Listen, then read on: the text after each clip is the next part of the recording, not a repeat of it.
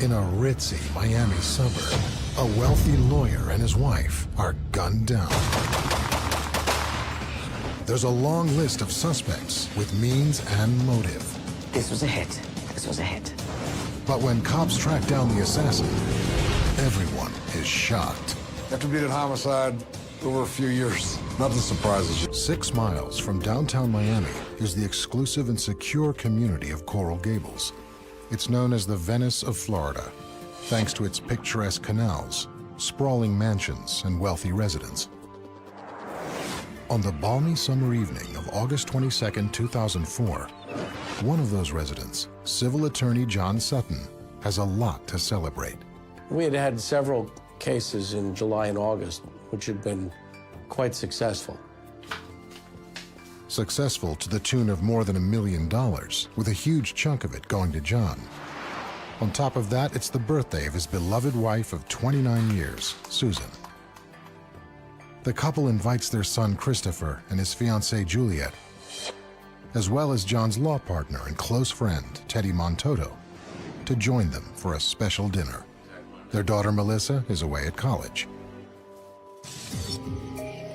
After the festivities end, Teddy goes home, while Christopher and Juliet catch a movie.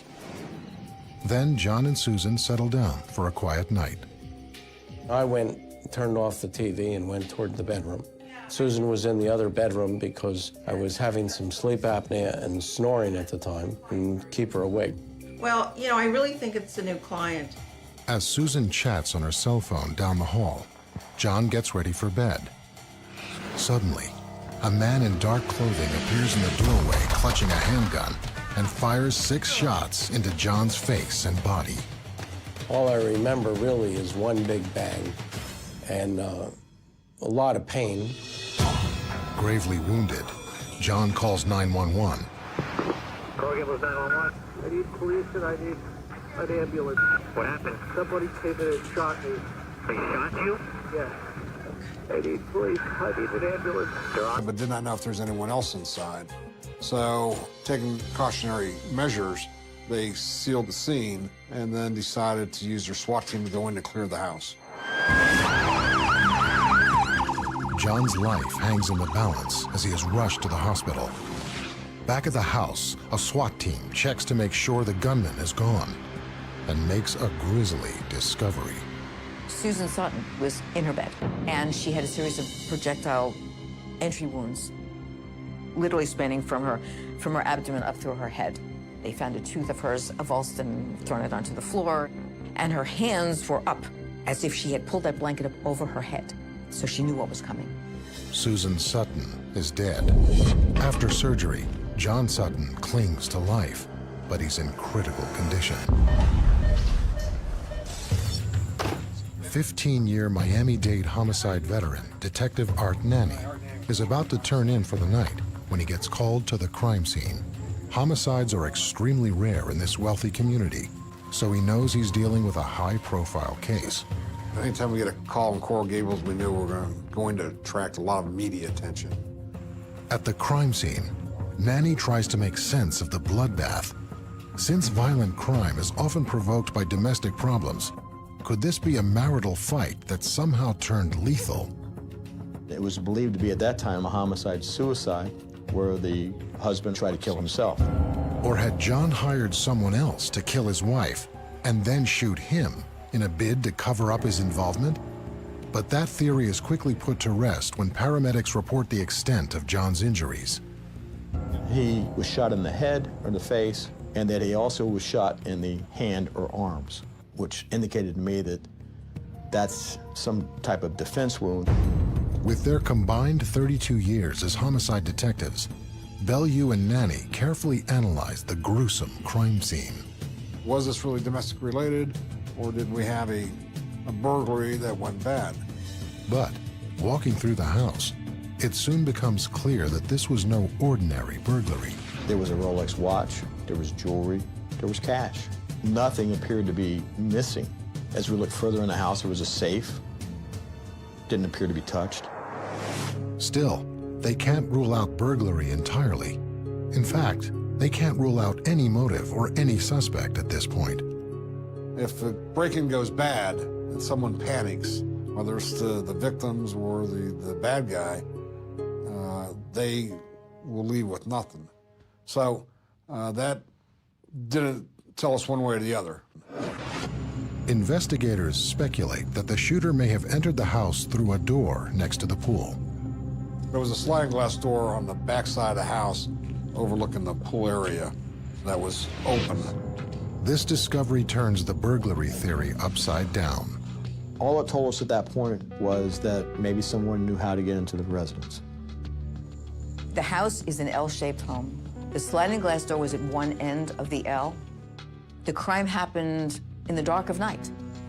So someone managed to navigate that entire house from one end to the other without knocking over furniture, without disturbing anything in the house. There's no obvious theft, no forced entry, and no sign of a struggle. Is it possible the killer was someone the Suttons knew? Whoever went in there to do this was familiar with the layout of the house, number one, and knew where John and Susan Sutton would be at about 10:30 at night. Given all they know at this point, only one theory makes sense. This was a hit. This was a hit. But who could have had it in for John and Susan Sutton? By all accounts, they were a well-liked, loving couple coming up on their 30th wedding anniversary. There was no evidence of any domestic problems between Susan and John. Susan had spent years as a devoted mother to their two children, Christopher and Melissa. She was always planning activities for the kids. Girl Scouts, Cub Scouts, brownies, and so on. And yet, someone shattered that happy family forever in one lethal instant, leaving Susan Sutton dead and her husband fighting for his life. His friends and children are terrified the killer would find a way to finish the job. I was told that they had police at the entrance of the traumatic intensive care unit. They changed my name so that I could not be found in the hospital. John was the top dog, an aggressive litigator, while Teddy ran the day-to-day practice. Teddy considers himself to be the more quiet of the two. John was the pit bull in the courtroom. He was practically part of the family. In fact, John and Susan's kids thought of him as their godfather.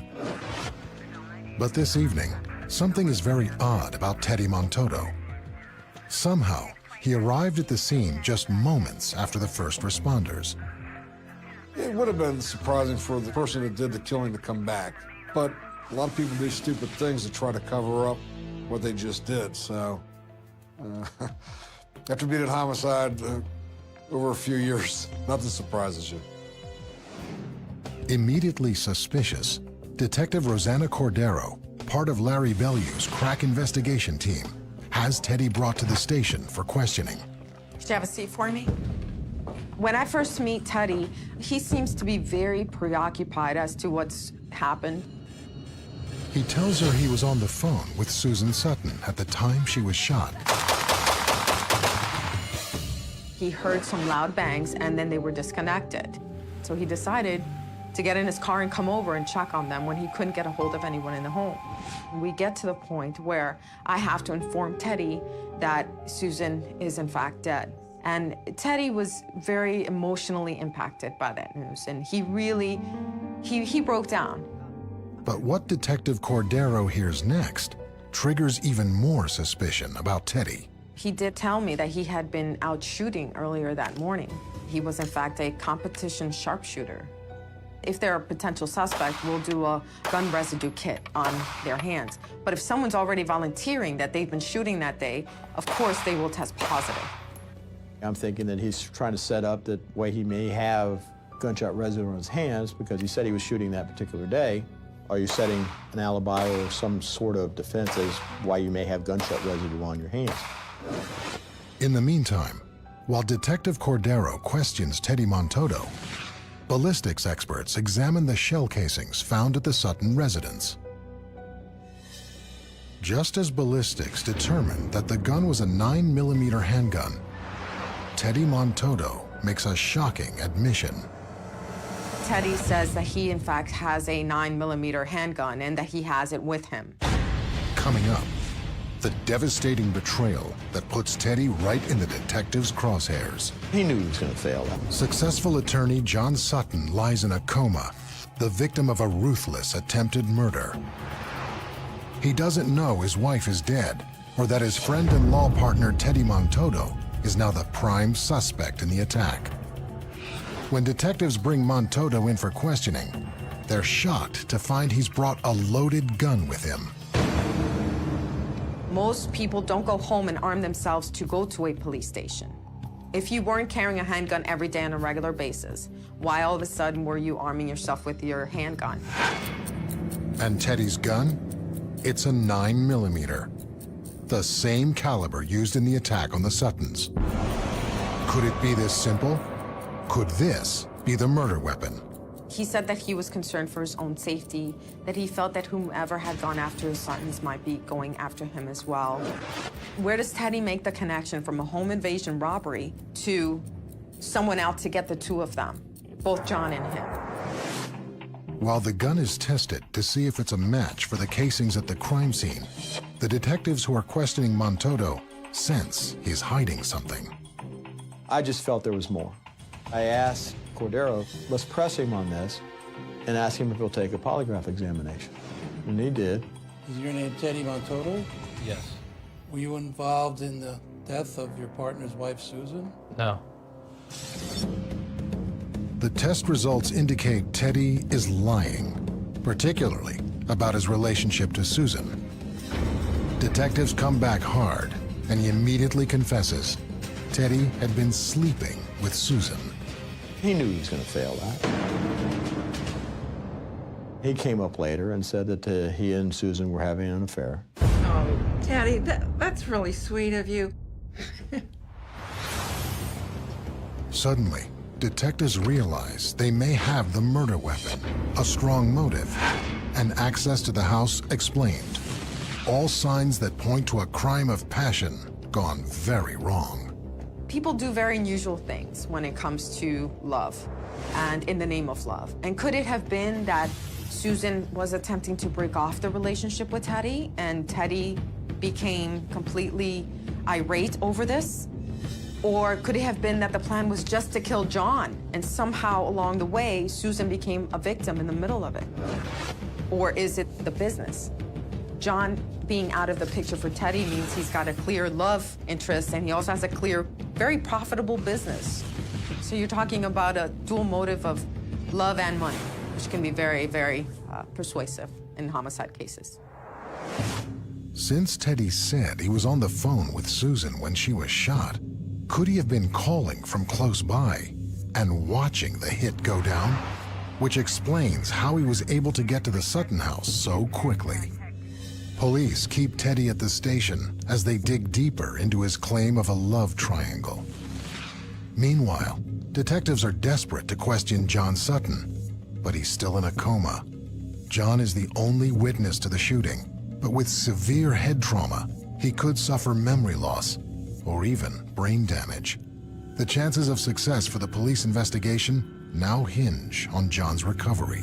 Does he know his shooter? Can he give us that information once we are able to actually speak with him?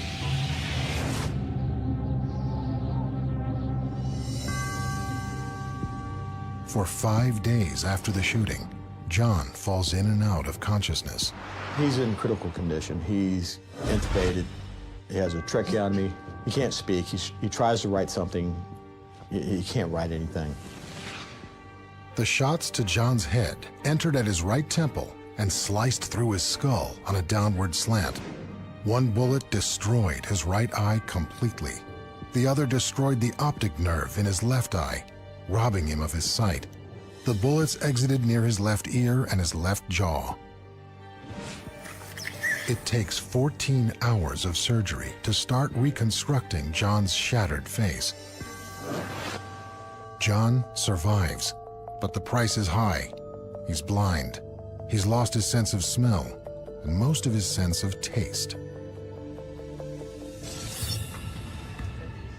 As soon as he's able to speak, detectives rush to the hospital to find out what he remembers about that terrifying night. I couldn't really see his face very well because the visor was over his face and he was looking down a little bit. So I really didn't get a good look at him. And now that he's blind, John wouldn't be able to ID a suspect from a lineup, even if police had one. Detectives turn their focus back to Teddy Montoto. The more investigators come to believe they have the wrong guy. We utilize every tool at our advantage to try to, is Teddy the one?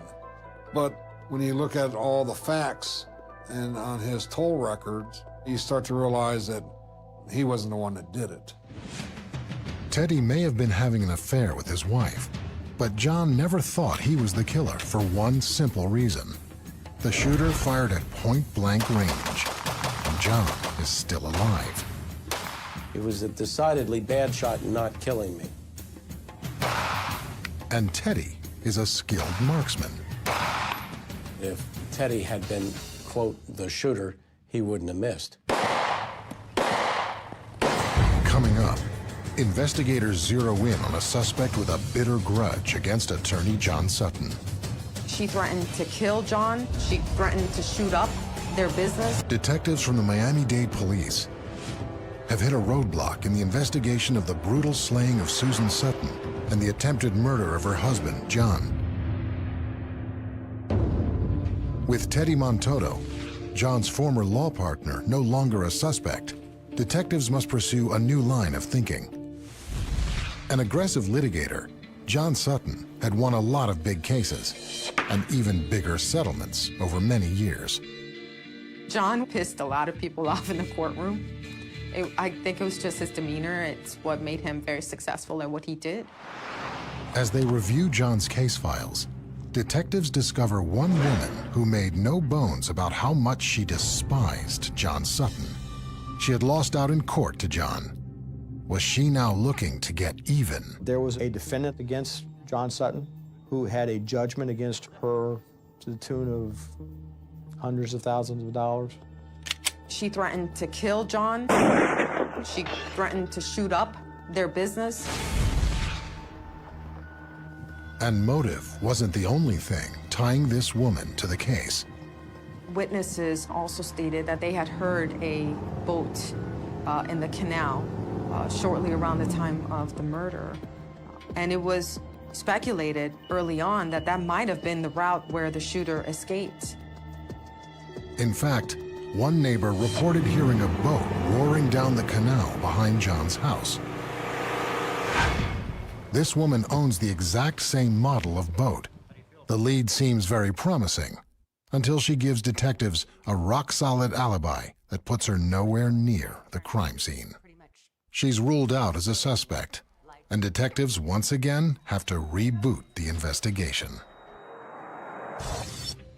Then, some of the Suttons' friends and family surprise police by urging them to take a look at someone totally unexpected. John and Susan's son, 25-year-old Christopher Sutton.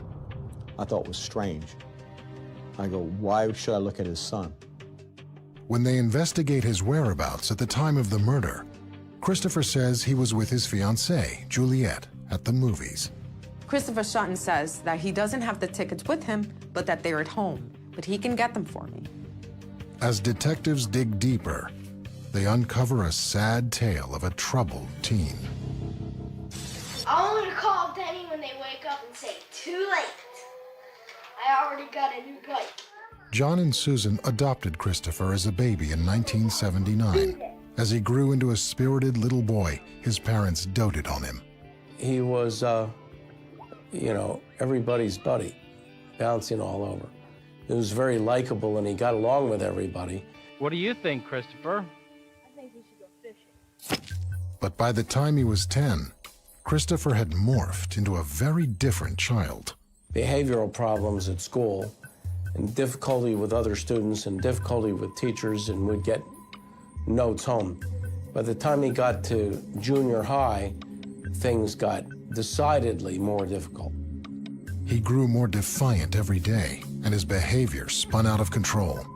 He would yell and scream and throw things, and it eventually turned into putting holes in walls and in doors and him pushing Susan around. The Suttons tried different schools, public, private, even military school. Nothing seemed to help. By the time he was 15, Christopher was dealing drugs, had been expelled many times, and was abusive to his mother. He didn't want rules. He didn't want regulations, and he wanted to do what he wanted to do, when he wanted to do it.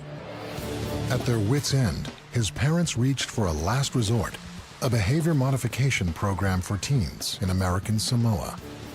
We checked it out thoroughly. We checked out the learning, the education, and we thought that it was the best thing.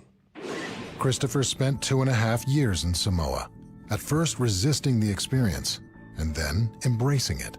His parents were overjoyed when he came home. He came back thinner. He came back not doing drugs. He came back more respectful. It's been more than 6 years since Christopher returned home from Samoa, and his life has completely turned around.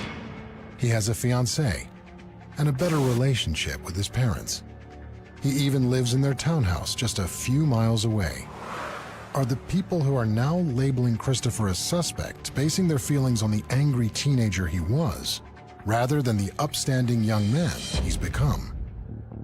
What teenager doesn't argue with his parents? It just really seemed far-fetched that we should identify something that occurred to him in his teenage years as a motive for a possible incident now. Coming up, the police get their hands on the murder weapon and make an arrest. But do they have the right man in custody? Just because he's in possession of a weapon that's used in my murder doesn't mean he did the murder. John Sutton, the survivor of a brutal assault that left his wife dead and robbed him of his sight, struggles to put his new life into perspective. 7 months after the attack, law enforcement has no key suspect. Their only choice is to broaden the investigation. Detectives subpoenaed phone records from everyone directly connected to the tragedy. John, Susan, their son Christopher, his fiancée Juliet, and Teddy Montoto. It takes months to obtain and review the logs. You would be very surprised at how many cases I've closed using phone records. Phone records will do you in every time. Person by person, call by call, line by line. It's tedious, painstaking, and time-consuming. It's also a long shot, but it's the best evidence they have. They take note of the names of the most frequent callers and start cross-checking them against police arrest records. I come across the name Garrett Kopp. This guy was arrested the night after the murder for assault and with a weapon. So I got goosebumps. My partner Larry was across from me, and I go, Larry, I think we got something here. Their lead brings them to 21-year-old Garrett Kopp, who had been busted in Homestead, Florida, about 30 miles from Coral Gables. He's currently out on bail. Detective Bellew immediately picks up the phone. I called down to Homestead Police Department. I said, I'm interested in the case that you handled involving a Garrett Kopp. I said, please tell me it was an aggravated assault with a firearm. He says, it was. I said, please tell me that it's a 9mm Glock. He goes, I believe it is. I said, now please tell me you still have that gun. He says, I do. It's in our lockup. Detective Nanny drives to Homestead the next morning and brings the Glock back to Miami-Dade for ballistic testing. It was the gun that killed Susan Sutton. Diligent police work. Came in here and said, I found the gun on the side of the road. I would have been dead in the water. But the biggest shock of all was whose phone log led them to Garrett. It's Christopher Sutton, the son of the victims. Even more alarming was the frequency of calls between them. Christopher says, well, it's a business working relationship. I see him or talk to him once a month. Was he someone that learned that this family had a lot of money? Did he learn a way into the house? Was he there on his own? For the record, state your name. Garrett Cobb. Their next move is to bring in Garrett Cobb, who's awaiting trial on his assault charge. They start by trying to clarify Garrett's connection to the family. Do you know Christopher Sutton? Yes. How long have you known Chris Sutton? About 6, 7 years. Then, after 8 hours of grilling, the big break finally comes. Garrett admits he shot the Suttons in cold blood. After you entered through the rear sliding glass door, what was the plan? Go in there soon. You told me earlier that you saw Susan Sutton. Somewhere in the room, was she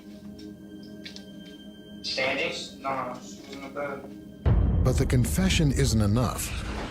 Detectives need a crucial question answered. Why did he do it? What could a street thug have against the Suttons? For his crimes, Garrett could face the death penalty. Detectives offer a way out of taking sole responsibility. Did he have an accomplice? Trying to save himself, Garrett reveals the unthinkable. Because my life was in Chris's hands. And if I didn't do it, I'd be shot. And threaten my son directly. What did he want you to do?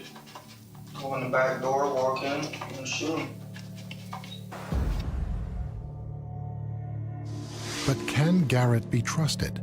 He admits he was incredibly high on drugs during the shooting. He's far from the most credible witness. Garrett is booked that night for first-degree murder in the killing of Susan Sutton.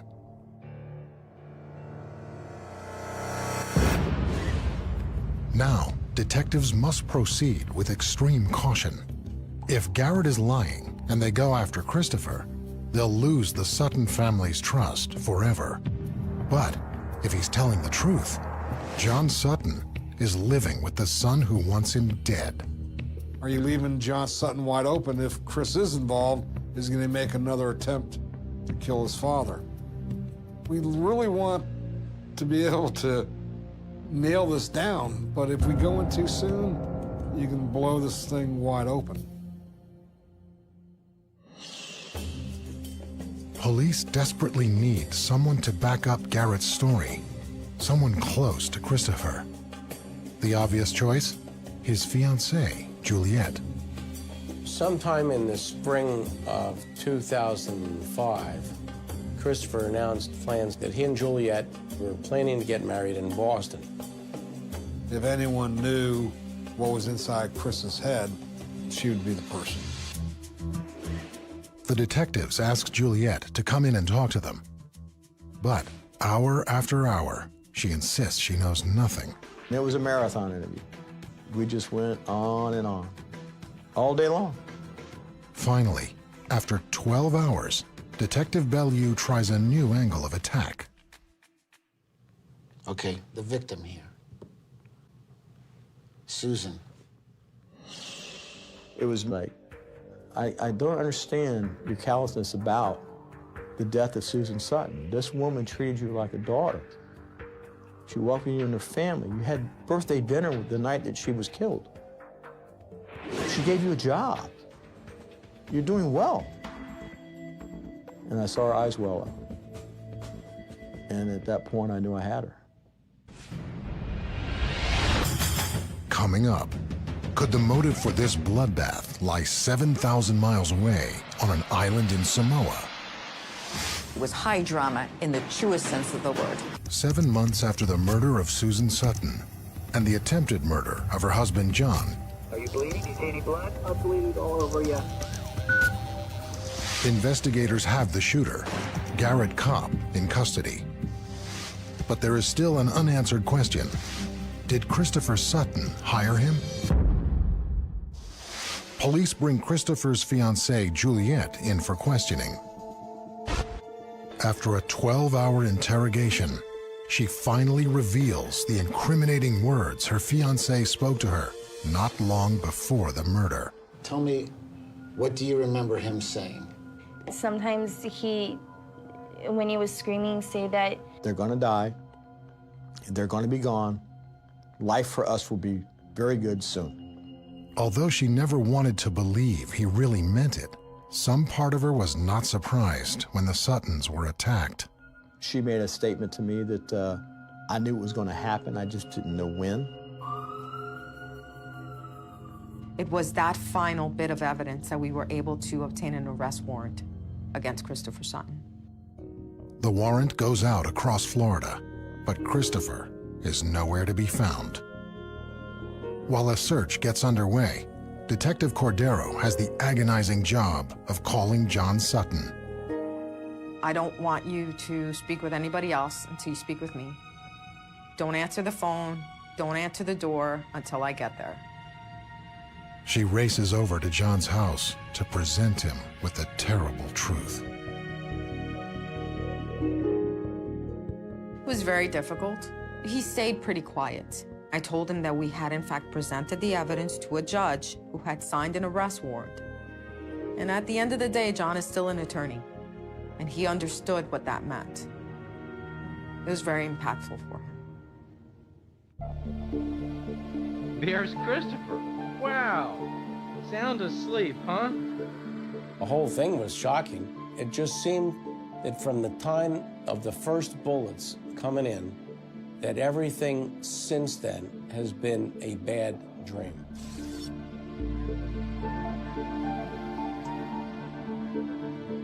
Christopher eludes capture for 12 days until investigators discover him. He presents Christopher with the evidence. On the night of the murder, there were 13 phone calls between him and Garrett Kopp, including one caught on a security camera as Christopher and Juliet walked out of a movie theater. Why, of all people, are you going to call the same individual who's holding the murder weapon of your parents, except to find out how did everything go? By going to the movies at the time of the killing, Christopher thought he had an airtight alibi. But ironically, it turns out to be another piece of evidence that ties him directly to the shooter. We are able to pull Garrett's records to identify who bailed him out of jail after that arrest. And lo and behold, it was Christopher Sutton.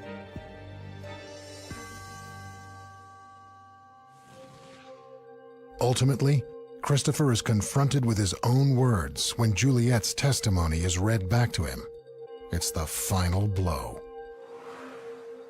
They're going to pay for what they did to me when they sent me to Samoa. They're going to die soon. And he put his head down on the table and said, I'm screwed.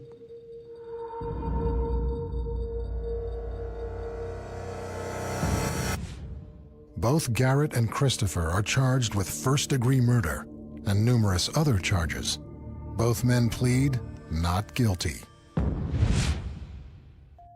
Garrett claims that the reason he shot the Suttons was because Christopher had threatened his family. I had a gun to my head. He threatened to kill my son, man. I ain't have no choice. Christopher got him the gun, told him he'd leave the sliding door open, and where the bedrooms were.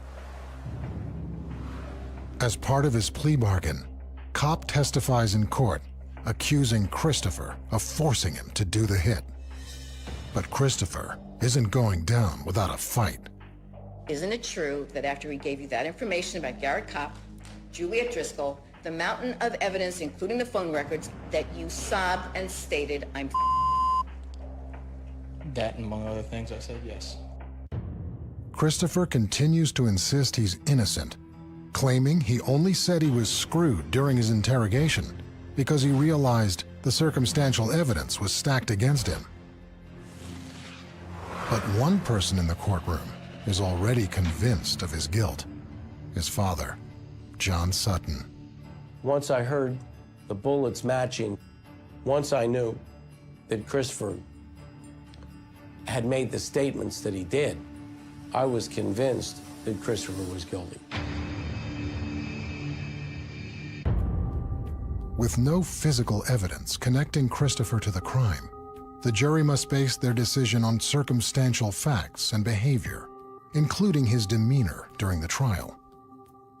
Christopher Sutton sat in the courtroom and heard the testimony about how his mother's body was found underneath the comforter, which was pulled over her.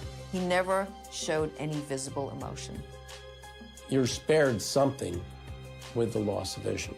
I think it would have been more difficult sitting in trial, seeing Christopher and seeing his expression. The only time he does show emotion, and plenty of it, is when his attorney asks him about his stay at the boarding school in Samoa as a teenager. How were you feeling physically during that time?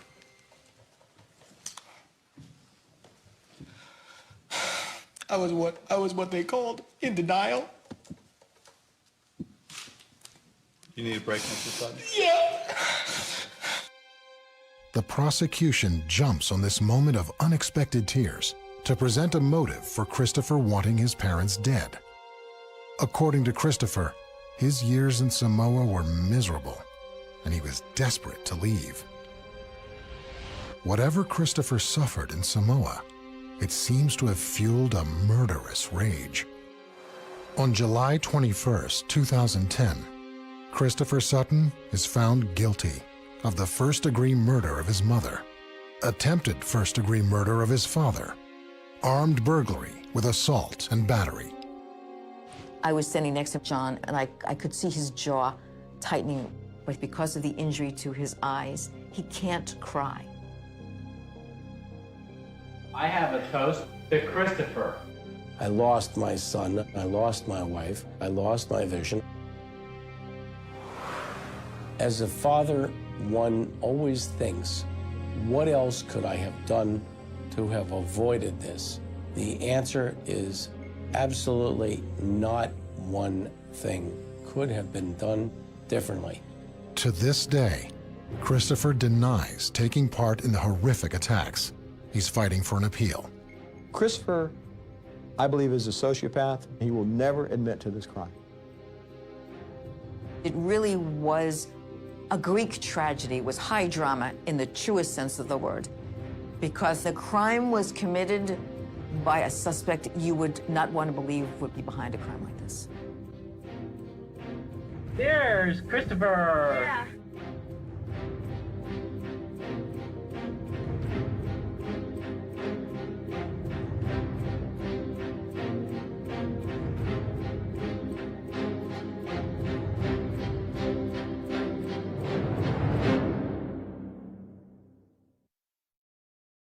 A woman was shot and killed just minutes after posting about the domestic violence she was facing. Family members say 34-year-old Mariah Samuels lost her life this weekend to that violence. September 15, 2025.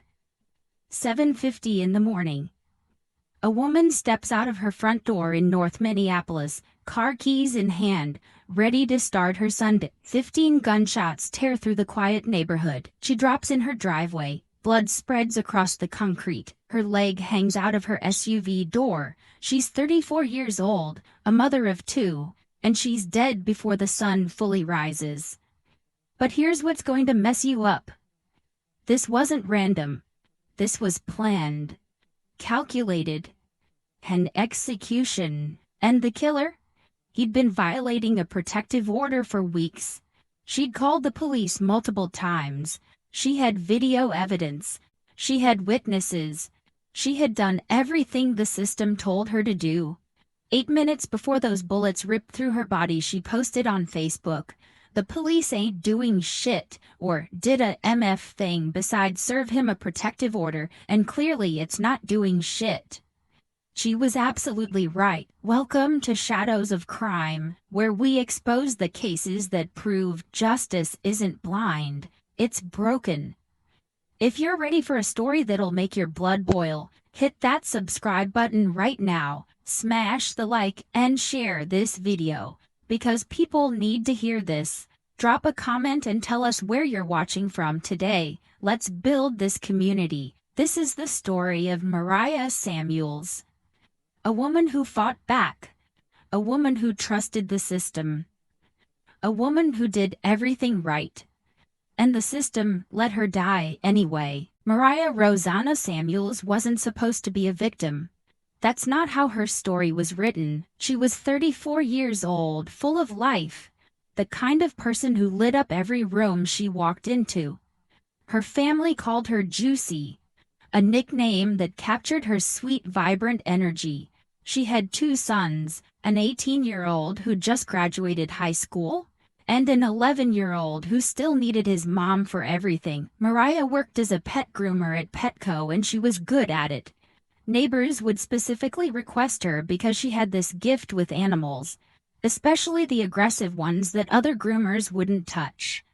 She'd calm them down, work her magic, send them home looking fresh.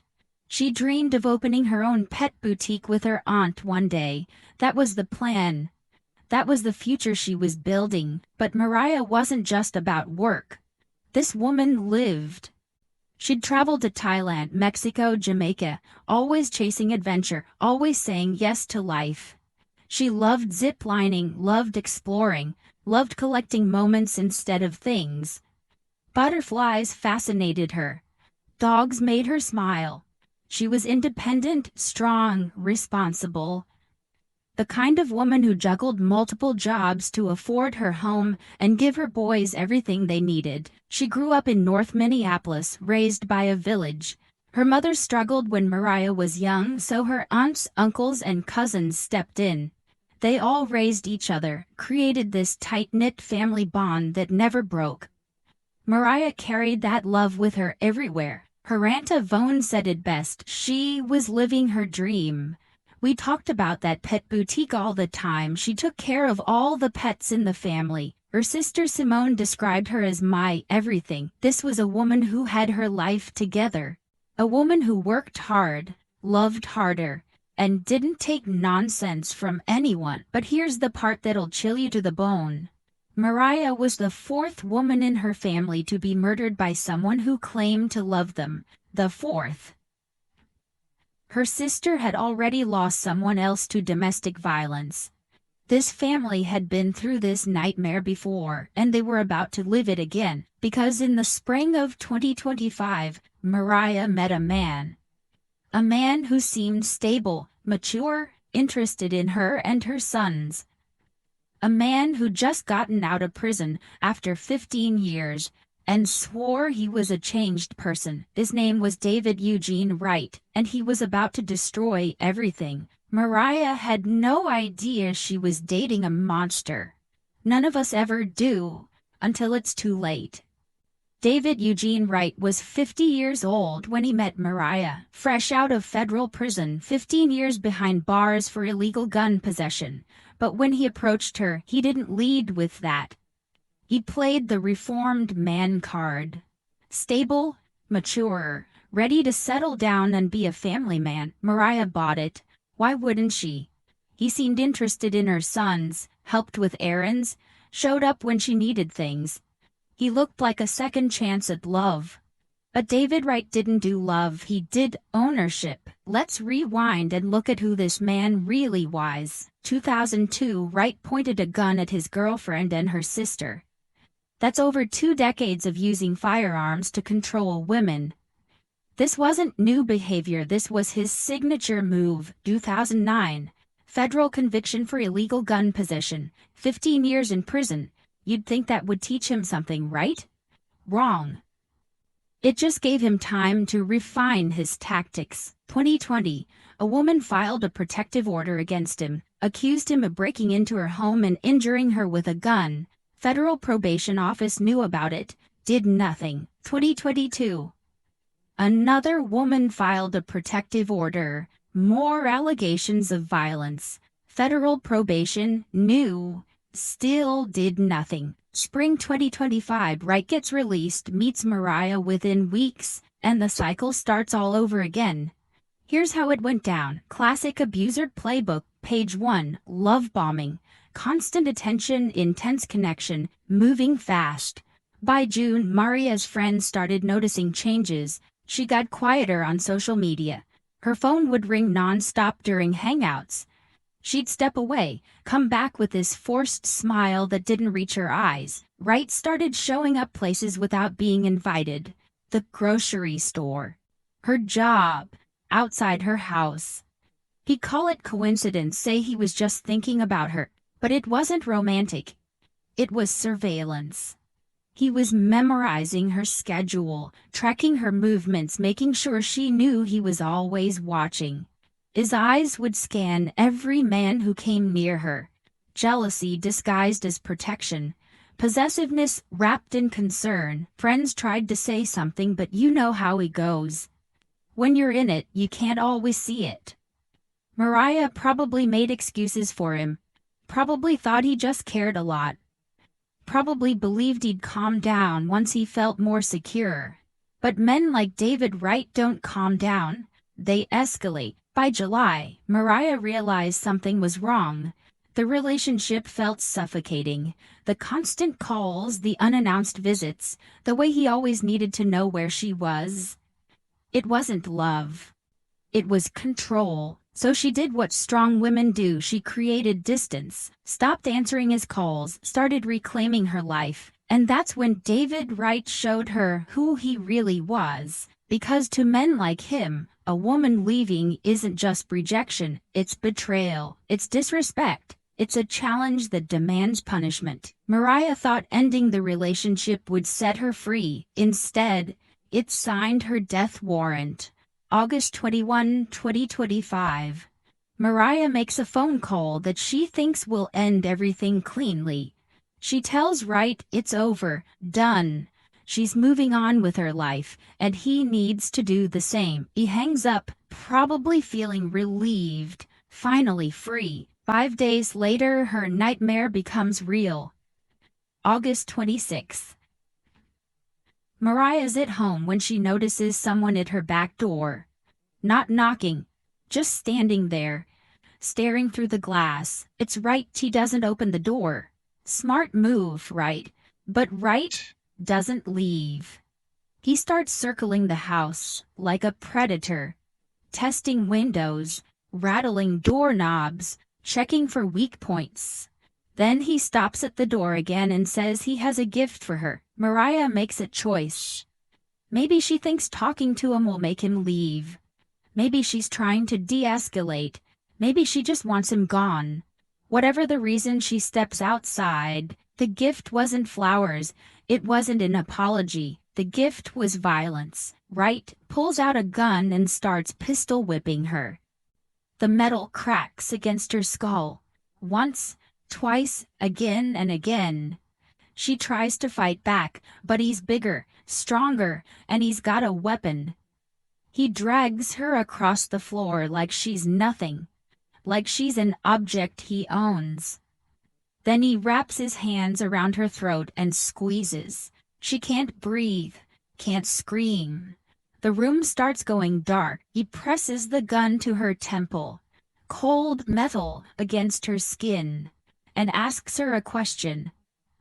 You want to die over another man? He's choking, bleeding, terrified. He threatens to blow up her father's house, threatens everyone she loves. Mariah loses consciousness. When she wakes up, Wright is gone. Her face is swollen. There's a knot on her head the size of an egg.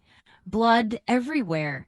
She's alive, but barely. Police arrive. They take photos of her injuries, document everything. Mariah gives them a detailed statement. Her security cameras caught the whole thing on video. There are witnesses, physical evidence. This is a slam-dunk felony assault with a deadly weapon case. That same day, August 26th, Mariah files for an emergency protective order. August 27th, the judge grants it immediately. The order covers both Mariah and her 11-year-old son. Wright is legally prohibited from contacting her, coming near her, or being anywhere she is. Mariah probably felt safer. The system was working, right? She'd done everything by the book. Reported the assault, got the order. Now Wright would be arrested, charged, locked up. Except that's not what happened. Minneapolis police never forwarded the case to the county attorney's office. The assault report, complete with photos, video evidence, witness statements, everything, just sat there. Administrative limbo. Collecting dust. Their excuse? Mariah initially declined to press charges, but here's the thing. In domestic violence cases involving weapons and serious injury, the state presses charges. Victim preference doesn't matter. The evidence was overwhelming. They had everything they needed, and they did nothing. Wright stayed free. No arrest, no charges, no consequences. The protective order was just a piece of paper. And Wright was about to prove it meant absolutely nothing. Because while Mariah thought she was finally safe, Wright was planning his next move, and this time he wasn't coming to scare her, he was coming to kill her. August 30th, 2025, Mariah's 34th birthday. She should be celebrating with her sons, her family, living her best life. Instead, David Wright shows up at her door with presents. He doesn't open it, tells him to leave. The protective order is clear. He's not supposed to be anywhere near. Wright doesn't care.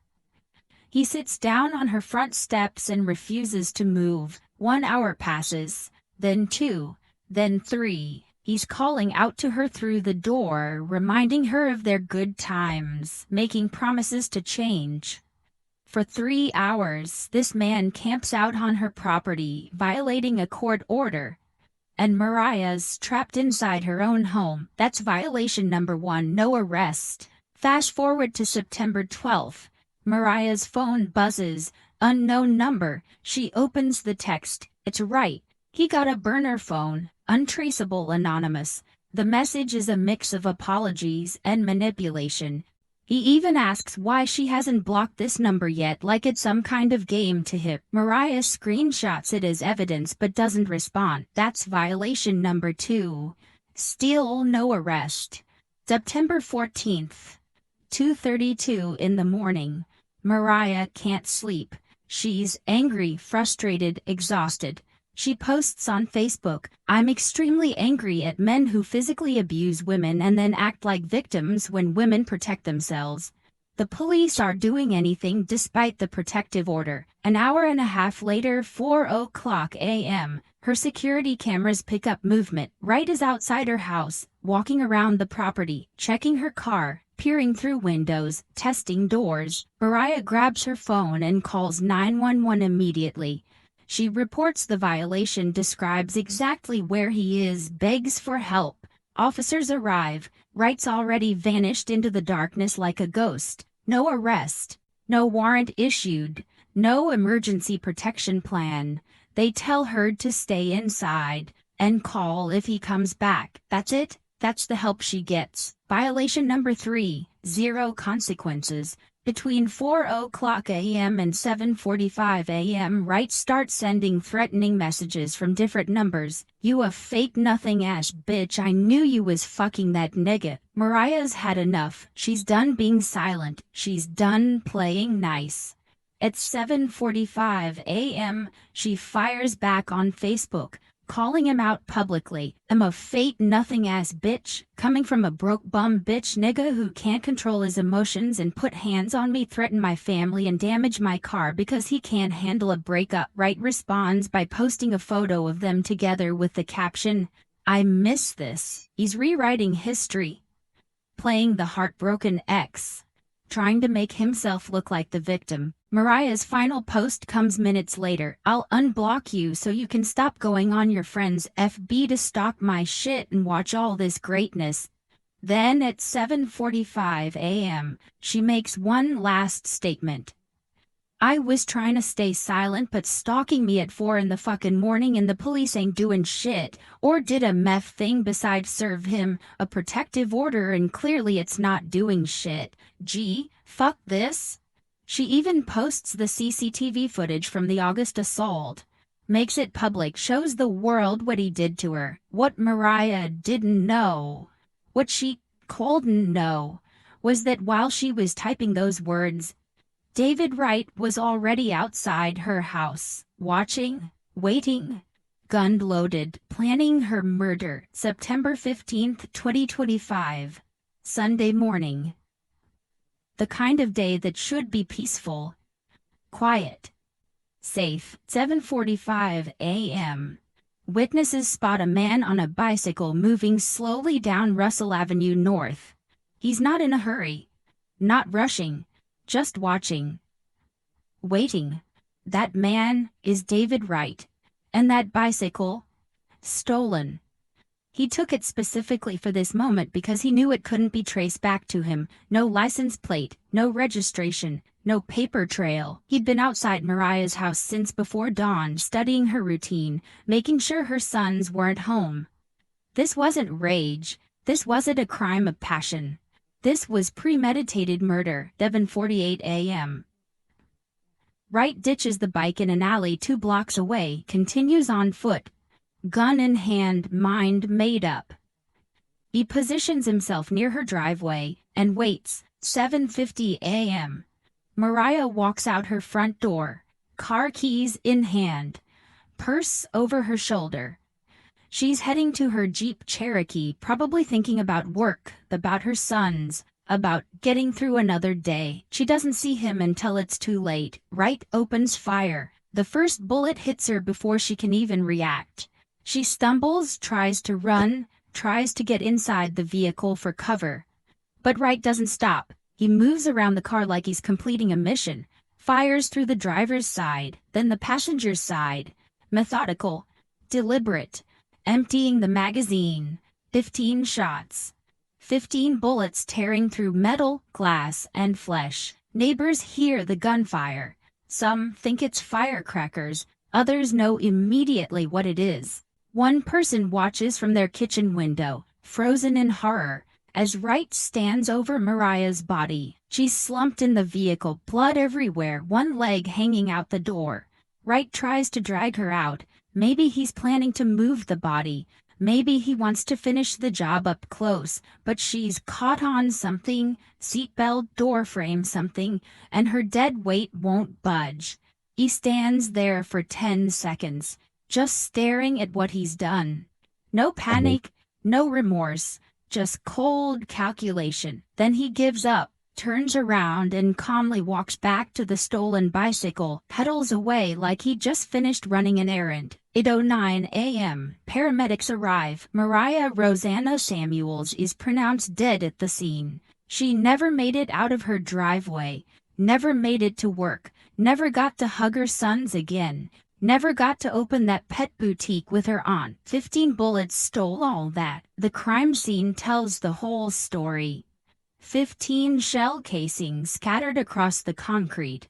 Bullet holes in the Jeep from multiple angles. Blood pooled beneath the vehicle. Drag marks where Wright tried to move her. Forensic investigators call it what it is, a deliberate execution. Police immediately identify Wright as the suspect. His federal probation status triggers involvement from the U.S. Marshals Service. Every patrol car in Minnesota gets his photo. The Violent Fugitive Task Force activates. The manhunt is on. 19 hours later they find him at a motel in Anoka, about 20 miles north of Minneapolis. The manager called it in, guessed matching Wright's description, checked in with cash and a fake name. But he made one mistake. He used his real ID. 17 officers from 3 different agencies surround the building. They're ready for a fight. Wright's armed, dangerous, and has nothing to lose. They breach the door. Wright is sitting on the bed, fully dressed, hands already raised in surrender. His first words, "I knew you'd find me." His only question, did she suffer? Not an apology, not regret, just curiosity about whether his victim felt pain, like he was the one who deserved peace of mind. Most killers lawyer up immediately, invoke their Fifth Amendment rights, stay silent. Not David Wright. He waives his right to an attorney the second they put him in that interrogation room. He wants to talk, needs to explain himself, needs everyone to understand why he had no choice but to murder Mariah. His opening statement sets the tone for everything that follows. I'm not gonna fight this situation. This won't be a hard-fought case. Just read our text messages. Then you'll understand why I did what I did. Let that sink in. He genuinely believes that text messages, words on a screen, justify pumping 15 bullets into a woman's body. For 3 hours, Wright sits there and confesses to everything. How he tracked Mariah's movements, how he memorized her schedule, how he watched her house in the early morning hours, waiting for the perfect moment. He talks about the gun. First he says he found it, then he says someone gave it to him. Finally he admits the truth. A friend sold it to him weeks earlier. That friend knew Wright was a convicted felon, knew he wasn't allowed anywhere near firearms. Sold it to him anyway. Wright explains his rage, how Mariah's independence felt like disrespect, how her refusal to take him back was a personal attack, how the protective order wasn't a legal boundary, it was a challenge, an insult. He talks about her Facebook posts like they were acts of war. She called him out publicly, embarrassed him, made him look weak. In his mind, she left him no choice. Then you'll understand why I did what I did. That phrase keeps coming up, like he's waiting for the detectives to nod and say, yeah, man, we get it. She had it coming. They don't. But Wright doesn't show a single emotion during the entire confession. No tears, no remorse.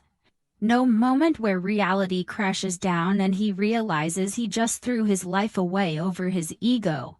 He's calm, matter of fact, detached. Investigators ask him directly, do you regret it? His answer? He regrets that she made him do it. He regrets that things had to end this way. But he doesn't regret pulling the trigger. Because in his twisted mind, Mariah brought this on herself. Before they take him back to his cell, Wright has one request. He wants someone to tell Mariah's sons that he's sorry. When her sister Simone hears about this, her response is immediate and brutal. You're not sorry. You're just caught. September 16th, formal charges are filed. Second-degree intentional murder. Illegal possession of a firearm by a convicted felon. Wright's federal probation is automatically revoked. Even if he somehow beats the murder charge, which he won't, he's going back to federal prison for violating supervised release. But here's the kicker.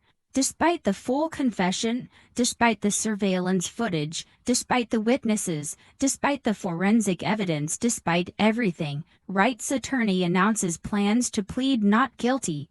He confessed to the murder on tape, explained exactly how and why he did it, and he's still going to make Mariah's family sit through a trial and relive her death all over again. Because even in custody, even facing life in prison, David Wright refuses to take accountability. Here's the part that should make your blood boil. Mariah Samuels didn't have to die. This murder was 100% preventable. Multiple agencies had multiple opportunities to stop David Wright, and every single one of them failed. Let's break down exactly how the system killed Mariah. Failure. Number 1. Minneapolis Police Department, August 26th. Officers respond to Mariah's house after Wright pistol whips her, chokes her, and holds a gun to her head. They arrive. They see her injuries, swollen face, knot on her head, bruises everywhere. They take photographs. They collect her statement. They have video evidence from her security cameras. They have witnesses. This is textbook felony assault with a deadly weapon. Open and shut case. And they do nothing. The report never gets forwarded to the county attorney's office for prosecution. It just sits there in what they call administrative limbo. Wright stays free. No arrests, no charges, no consequences. Their excuse? Mariah initially declined to press charges. But here's what they're not telling you. In felony domestic violence cases involving weapons and serious injury, the state prosecutes. Victim preference is irrelevant. They had all the evidence they needed to move forward without her cooperation. They chose not to. Then September 14th rolls around. 4:00 a.m., Mariah calls 911 reporting Wright on her property. Clear violation of the protective order. Officers show up. Wright's gone. And instead of issuing a warrant, instead of setting up surveillance, instead of offering her any real protection, they tell her to call back if he returns. She didn't get a chance to call back.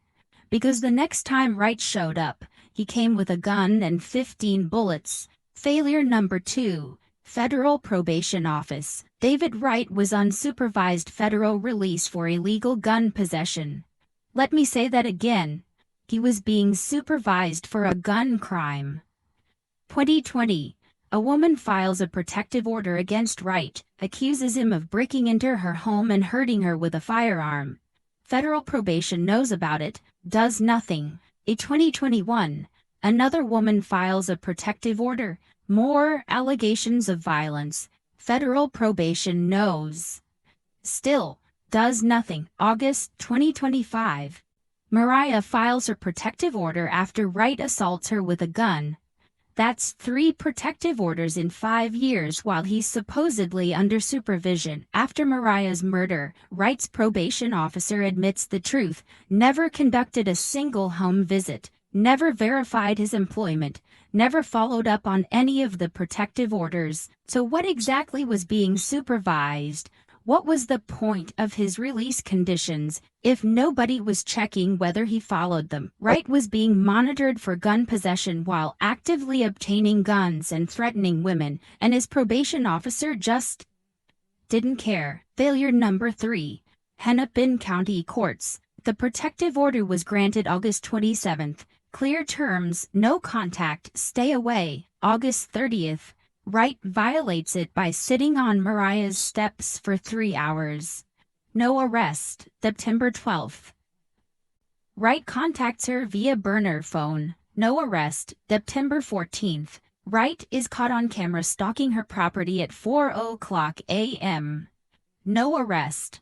3 violations in 19 days. 0 consequences. The order was just paper. It had no teeth, no enforcement, no meaning. Wright even posted a video on Facebook, mocking it. I don't give a fuck if you got a restraining order out on me, bitch. I'm not going nowhere. He was right. The order didn't stop him. Because nobody made it stop him. Failure number 4. The information black hole. Here's the most infuriating part. Police knew about the assault and stalking. Probation knew about the protective orders and gun history. Courts knew about the violations. But nobody talked to each other. If probation had known about the August assault, they could have revoked Wright's release immediately. If police had known about the previous protective orders, they might have taken the violations seriously. If courts had known about the probation violations, they could have ordered enhanced monitoring. Instead, each agency operated in its own bubble. And Mariah died in the gap between them. 5 days after Mariah's murder, Russell Avenue North becomes a memorial site and a battleground. About 150 to 200 people gather. Family, friends, survivors, advocates. They march to the Minneapolis Police Department's 4th precinct, chanting Mariah's name, demanding answers that nobody wants to give. The memorial at her house tells its own story. Purple ribbons tied to the fence, photos of Mariah smiling full of life, candles, flowers, balloons, and hundreds of protective orders from other survivors. Let that image sit with you. Hundreds of pieces of paper from women who are still alive, still fighting, still hoping that their order will actually protect them. It's a visual representation of a broken system. Proof that Mariah wasn't an isolated case. She was just the one who didn't survive it. Her sister Simone's words cut through everything. If my sister who did everything right couldn't be protected by this system, then who can be? Nobody has an answer. Mariah was the 4th woman in her family murdered by someone who claimed to love them. 4th. This family has buried multiple women who died the same way. Her sons, 18 and 11, are now without their mother. Fundraisers were set up for their future, but no amount of money brings her back. The Minneapolis Police Department promises to review their policies, promises better training, but promises don't resurrect the dead. And Mariah's family is left with one haunting question. Why did she have to die for anyone to care? Here's what I need you to answer. Who is responsible for Mariah's death? Right? The police who ignored the assault, the probation officer who never supervised, the courts that didn't enforce violations, all of them. Drop your answer in the comments, and don't hold back. Have you ever ignored red flags in someone you loved? Have you ever told a friend he's not that bad when you knew something was wrong? Be honest, because ignoring the signs can cost lives. Share this video. Let's make sure Mariah's name isn't forgotten.